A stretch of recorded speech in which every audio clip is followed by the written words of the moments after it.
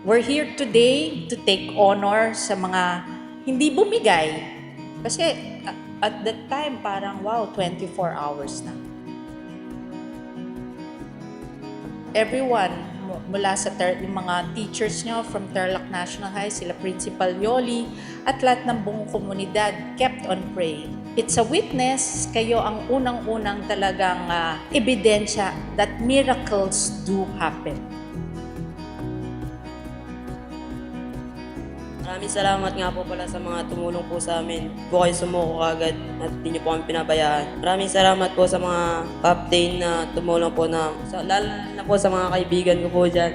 Kasi po hindi po nila kami pinabayaan. At sa mga nag-volunteer din po na tumulong, maraming salamat po.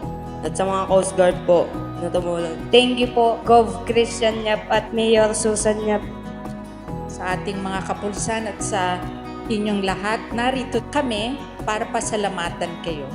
At sana patuloy pa ang kooperasyon at agaran nating pagsagot pag may problema. Ang poso andyan din. Ha? We did not give up. At mga sitwasyon ng ganito, hindi tayo gi-give up. Habang may buhay na kailangan tayong isalba, andito kami. They will do everything to make you survive.